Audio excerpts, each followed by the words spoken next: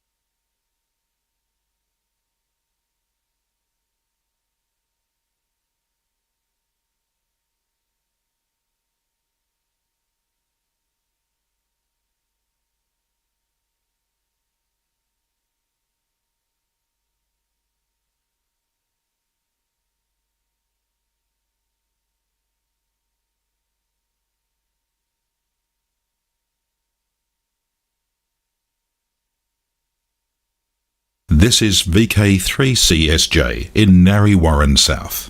Please stand by for this morning's WIA broadcast at 9 a.m. on 1825 kHz in the 160 metre amateur radio band.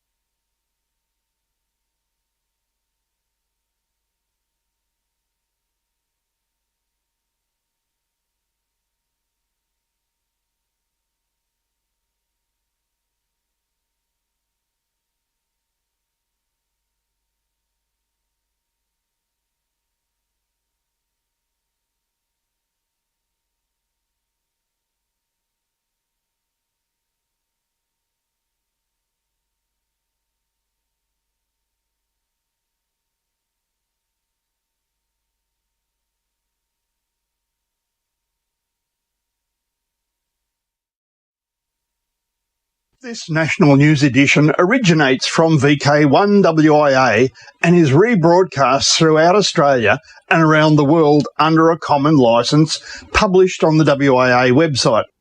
This WIA national news service is copyright to the Wireless Institute of Australia and rebroadcast is authorised only under the provisions of that common licence.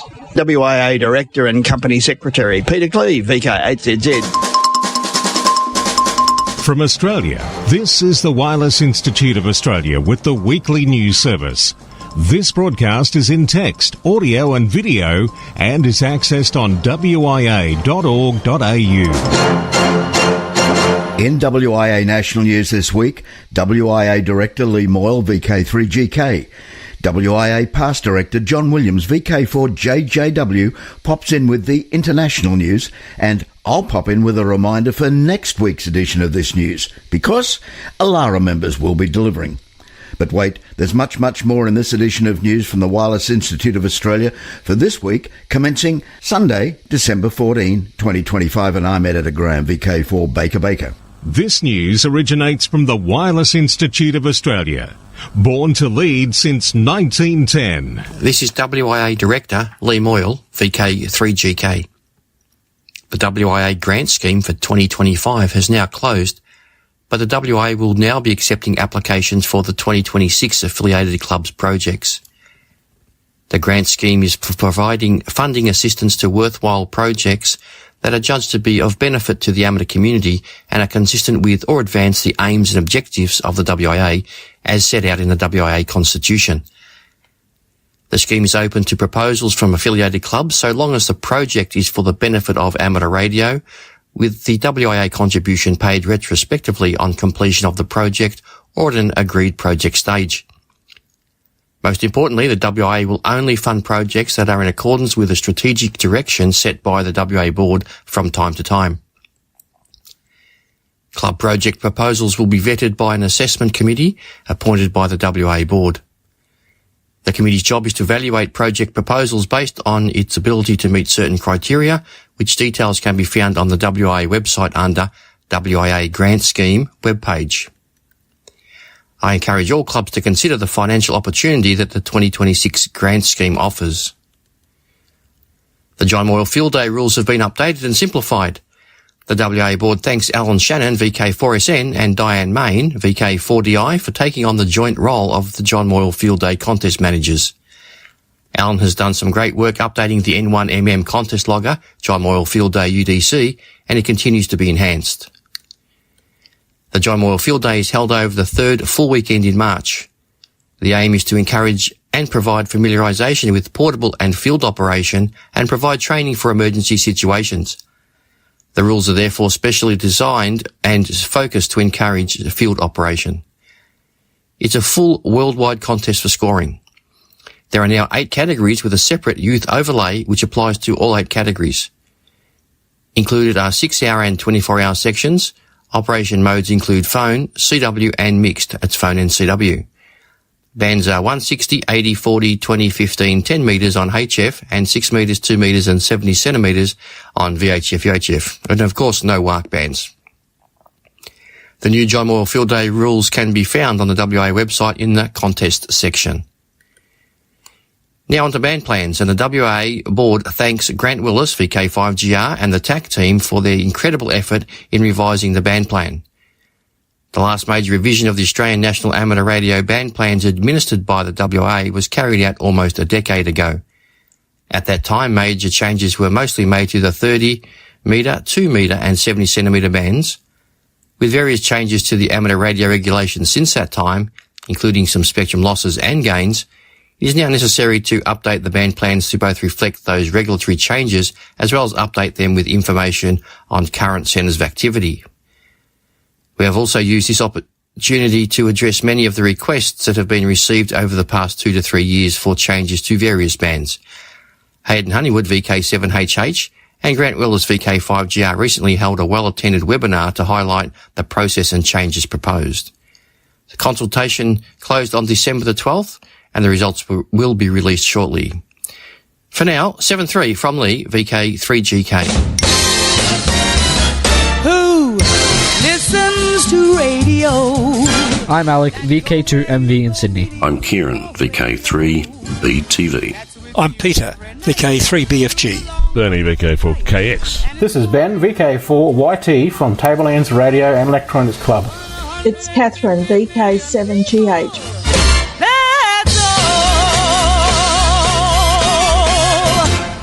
Australiana. In June of 2024, a Victorian jury found Greg Lynn, a former Jetstar pilot, guilty of the 2020 murder of Mrs. Clay, but found him not guilty of murdering Russell Hill, Victor Kilo 3, Victor Zulu Papa. Forward 18 months, and now Greg Lynn, known as the High Country Murderer, has had his conviction overturned. He'll face a fresh trial after a successful challenge against his conviction. 3 appeal judges on Thursday found Greg Lynn, age 59, had faced a substantial miscarriage of justice and ordered a murder conviction be set aside. They found that the ex-Jetstar pilot's lawyers had proven a number of irregularities in Lynn's 2024 jury trial over the deaths of missing campers Carol Clay, 73, and Russell Hill, 74. The pair had disappeared from a remote campsite in Victoria's High Country, where Lynn was also camping, in March of 2020. Lynn was remanded in custody and will face the Supreme Court for a directions hearing on January 28. His lawyers could apply for Lynn to be released on bail ahead of a fresh trial. West Australia Health is set to build a new statewide data platform and trial an AI system to optimise patient flow and bed availability. The data platform will be used to strengthen how patients are supported from presentation through to discharge, the state government said. Data from the platform will feed a live dashboard to give hospitals a clearer view of demand, capacity and patient movement across the entire public health system. Meanwhile, the AI system will be piloted at Royal Perth Hospital from winter 2026 to predict length of stay and streamline hospital workflows to improve bed availability. The AI pilot is backed with $700,000 in funding and will be delivered with the assistance of the Office of Digital Government. The AI technology will schedule key tasks such as medical imaging, laboratory tests, pharmacy medication packs and preparing discharge summaries, helping hospitals to coordinate care more efficiently. If successful, there are plans to deploy the AI system at other hospitals. Samsung and 98,000 handsets with 000 call issues still active. Zachariah Kelly, writing in itnews.com.au, reveals that about 98,000 Samsung mobile handsets in need of software updates that will allow them to make emergency calls reliably are still connecting to Australian networks, the device maker has revealed. Samsung told the parliamentary inquiry into the September Optus 000 outage that 1.6 million devices had successfully been updated, but its investigations found a further 98,000 remained alive and active. Samsung Australia's mobile division, Eric Chow, told the inquiry that the phones can still make emergency calls on Optus and Telstra networks. However, he confirmed they have a firmware configuration that only allows them to use TPG's Telecom shuttered Vodafone branded network to place emergency calls. Telstra and Optus networks, as of today, can actually still make emergency calls on those devices without the software update. It's only in incidents where there is no Telstra coverage, no Optus coverage, where those not updated devices would need to rely on the Vodafone 3G network, which no longer exists. Australian carriers shut down their 3G networks in early 2024. That means that if anyone in distress tries to use one of the 98,000 unpatched handsets to place an emergency call when Telstra and Optus mobile networks are not available, the call will not reach 000 operators.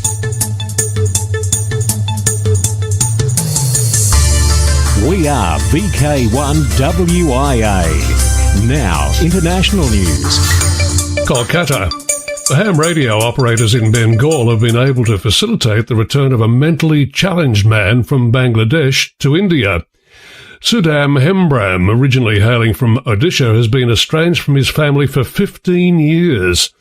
A non-governmental organisation based in Bangladesh that works in rescue and rehabilitation of mentally challenged persons had contacted Ambarish Nag Biswas of West Bengal Radio Club, an organisation of ham radio enthusiasts in Bengal, some days back, and informed that they've been spotting Sudham roaming aimlessly in and around Golabari station area for the last 8 years. PMR 446, the popular short-range UHF radios enjoyed in much of Europe, could be enjoyed much less in Germany after changes enacted by the regulator BNetzA. The regulator will prohibit operators from using any external antennas with their radios and from using the radios as base stations. PMR operators will also lose the ability to use their radios as repeaters or as internet gateways, two functions widely available to amateur radio operators. The PMR radios, which operate on 16 frequencies within the 446 MHz band, will be only permitted to be used for so-called peer-to-peer or person-to-person mode. Last Friday, December 12, the Marconi Radio Club of Newfoundland, MRCN, and its sister club, the Poldhu Amateur Radio Club, PARC, in England, commemorated Marconi's first transatlantic wireless experiment in collaboration with the Institute of Electronics and Electrical Engineering, the IEEE, and hosted by the Memorial University's Johnson Geo Centre. This year was the 124th anniversary of Marconi's first transatlantic wireless experiment, and to mark this, a two-way radio station installed at the Johnson Geo Centre, a few hundred metres from the site where Marconi conducted his famous 1901 experiment on Signal Hill, sprung into life. They presented on Marconi and radio art and science, followed by a workshop where participants will be constructing crystal radios, then exchanged greetings with colleagues in Villa Grifone, Cape Cod and Glace Bay via amateur radio. In the afternoon, a direct two-way high-frequency radio contact with colleagues in Poldhu to receive the letter S and send radio telegrams from officials of the government in Newfoundland and Labrador, Memorial University and the NL section of the IEEE. NASA is once again offering the public a chance to fly around the moon by submitting their names for inclusion on a digital boarding pass that will travel aboard Artemis 2. The names will be stored on an SD card inside the Orion spacecraft when 4 astronauts undertake the first crewed flight of the Artemis program in 2026. Yep, it is next year. Sign-ups and details are available at the link we like in the written word edition of this, your WIA National News. Whilst looking further than international, time on Mars runs slightly faster than on Earth, according to new calculations by NIST researchers who found that clocks on the Martian surface gain about 477 microseconds per day relative to terrestrial time.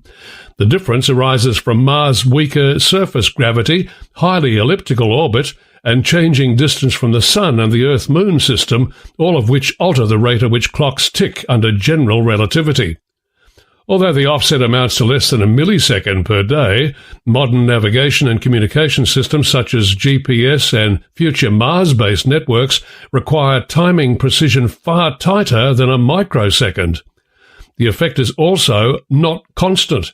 Depending on Mars' orbital position, the daily time gain can vary by as much as 226 microseconds. As planning advances for autonomous rover operations, relay satellites, and eventual crewed missions, engineers will need to incorporate these relativistic corrections to prevent timing drift and data inconsistencies. Ashby and Patler's work, published November 1st in the Astronomical Journal, represents an early step towards establishing accurate and stable time standards for interplanetary operations. The Jordanian Special Communications Commission, SCC, was established in 1975 to plan, implement and maintain nationwide communication networks for the public and private sectors. Recently, the SCC revived its close relationship with the Royal Jordanian Radio Amateur Society by allowing the RJRAS to set up a modern club station, JY6SC. This is one of many stations that will be established within the Jordan Armed Forces, as well as at universities and schools, to promote amateur radio. Here in Australia, ICOM has yet to officially release their price of their ICOM Mark II IC 7300. ICOM UK have confirmed shipments of their new IC 7300 Mark II have started to arrive in the UK.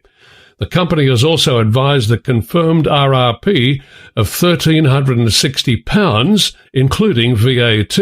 Unfortunately, the first shipment of radios are pre-sold. Future deliveries are timed after Christmas. Route 66 and other roads of the USA.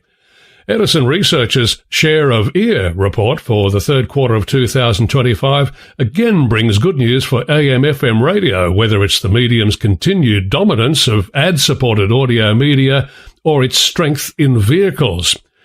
Arguably, the report's most important takeaway is how necessary AM/FM radio is to media plans focused on audio advertising. Edison shows that the unique daily reach of ad-supported Spotify, Pandora and podcasts among persons 18 plus stands at 33%, just 1/3 of Americans.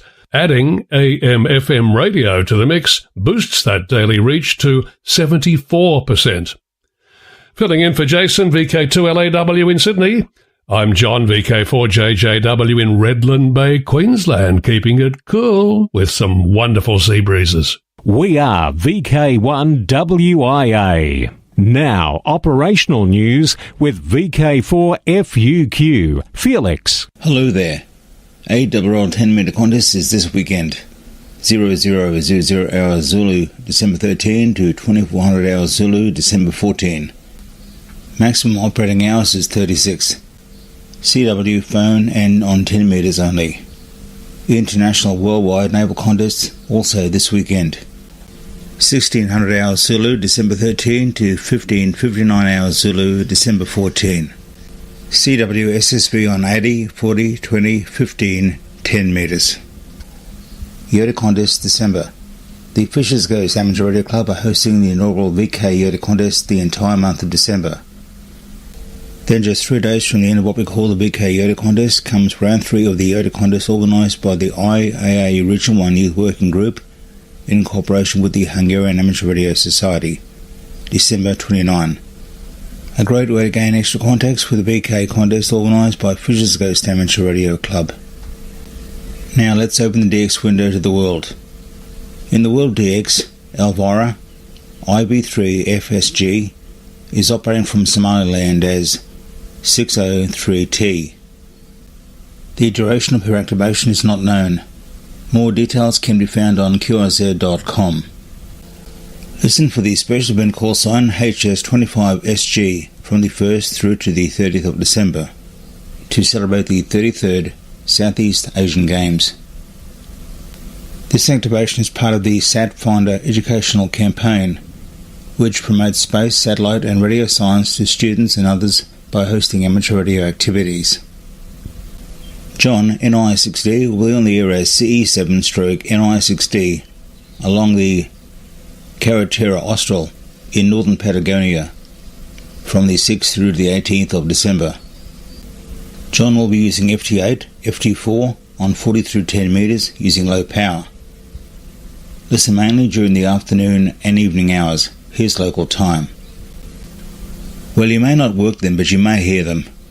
Once again, Italian radio amateurs have been authorised to use the 40 MHz band until the end of the year. They are allowed to operate from 40.660 MHz to 40.700 MHz with a maximum power of 10 watts. The Italian regulator has also given permission until 31 December also for 70.1, 70.2 and 70.3 MHz. Well, as I won't get another chance before Christmas, Merry Christmas to all. For WIA National News, I'm Felix, VK4FUQ Inningham. From here, there and everywhere, you tune to the Wireless Institute of Australia's National News Service. We are VK1WIA. Now, Special Interest Group News with Cole, VK3GTV. Hello, first up in Worldwide Special Interest Groups, it's balloons. For 4 hours or so, the weather around Seabrook, New Jersey was big news. If not around the world, at least as far as Australia and Europe. You had to listen hard with special software on your radio receiver because the meteorological data was being picked up and broadcast from 4 high-altitude balloons carrying electronic equipment local middle school students made in their STEM club. And for those not at Woodruff Middle School or listening in to the broadcasts, the weather November 19 wasn't favourable to using helium balloons, but the launch was still a success. STEM Club advisor Angela Metzger, a 7th grade math teacher at Woodruff, said that the long-range goal is to one day send balloons that will circumnavigate the Earth. And it does happen, Metzger said. It just hasn't happened for us yet. Worldwide Special Interest Groups, Final Frontier. South Korea recorded another significant achievement in its growing domestic space program with the successful nighttime launch of the Korea Space Launch Vehicle 2, KSLV-2, also known as Nuri.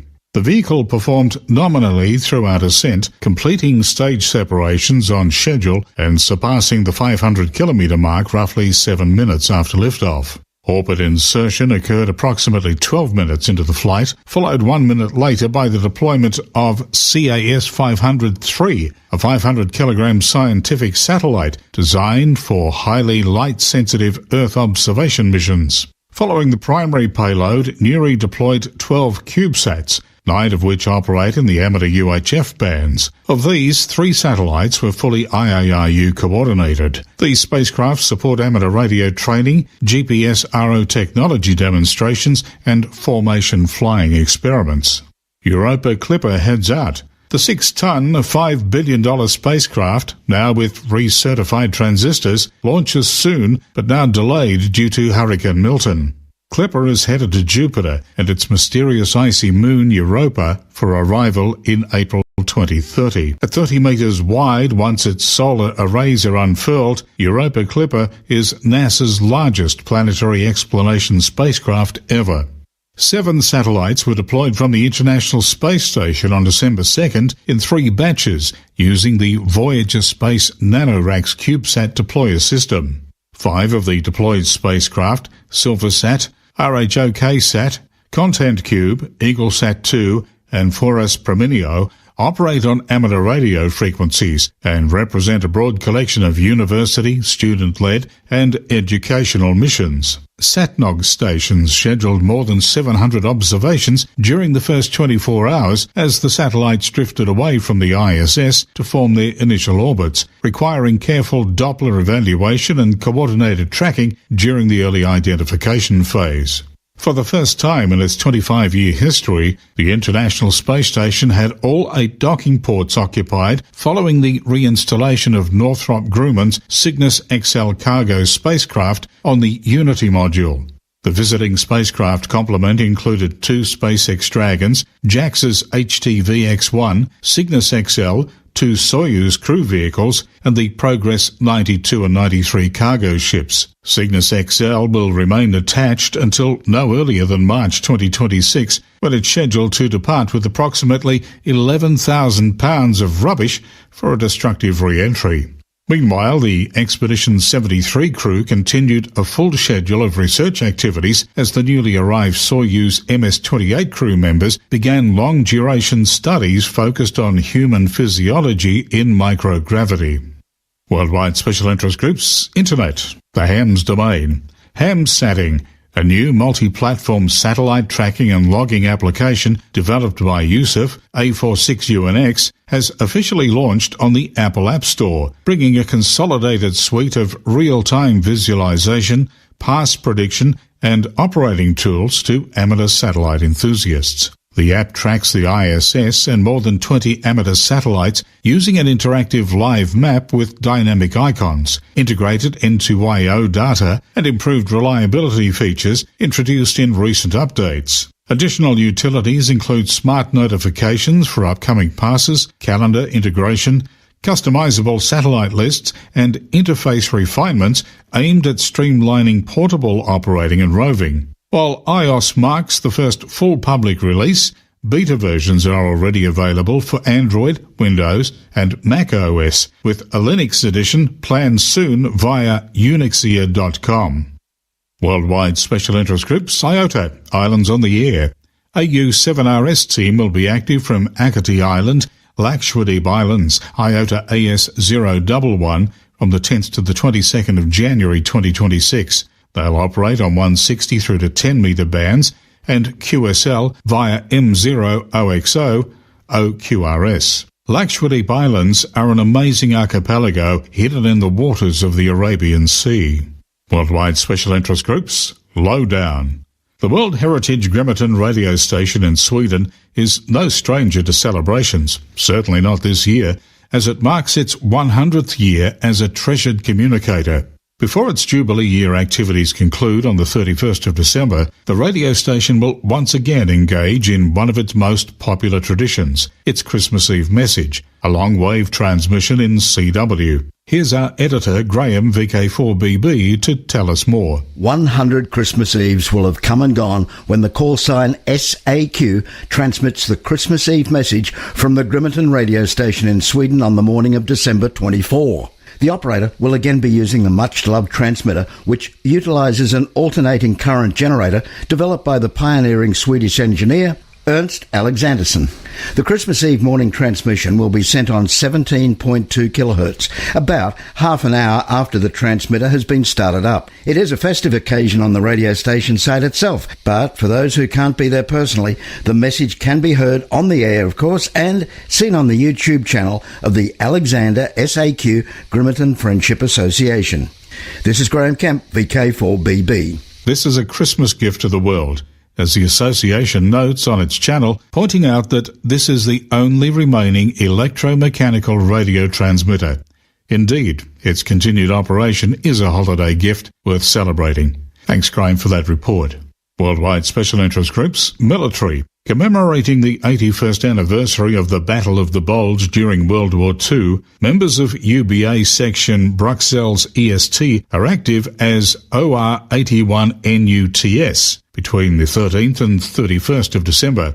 The suffix of the special call sign, NUTS, is General Anthony C. McAuliffe's famous single-word reply, NUTS, in response to a surrender ultimatum from the attacking German force. Worldwide Special Interest Groups, Video. ARIS slow-scan TV event via RS-38S satellite. ARIS has announced an SSTV event that's been active through December 13th. Rather than transmitting images via the International Space Station, this event's SSTV images are transmitted from the RS-38S satellite, also known as Vizard Meteo. Images utilize the Robot 36 SSTV mode and transmit on 437.825 MHz. The series contains 12 different images and ran from December 4th through to December 13. Certificates will be available from the ARIS website. RS-38S is a 3U CubeSat created in part by students in Russia and was launched in 2023. For WIA National News, I'm Cole, VK3GTV. This is VK1 WIA. All points of contacts from today's news stories are to be found in print when you read the web editions, www.wia.org.au.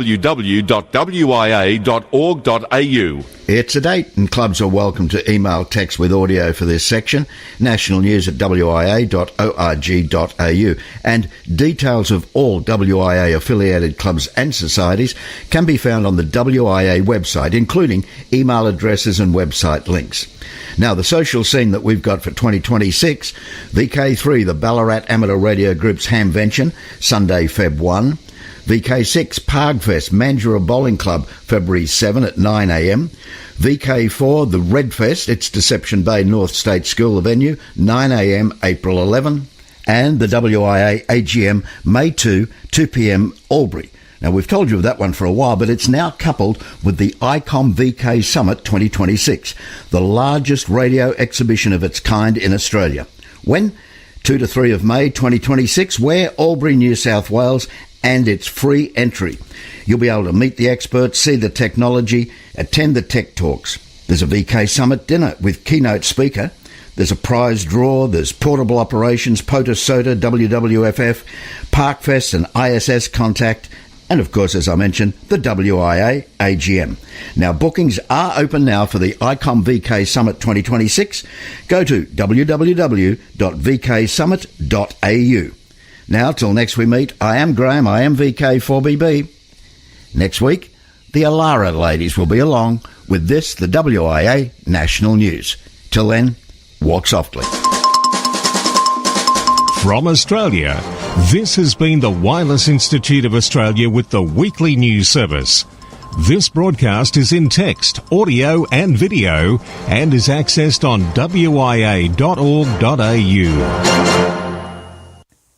Courtesy of Bevan, VK5BD's ATV and YouTube channel, this has been WIA National News. We're back now, live and local, and your voice, your callbacks. And don't forget, tick like.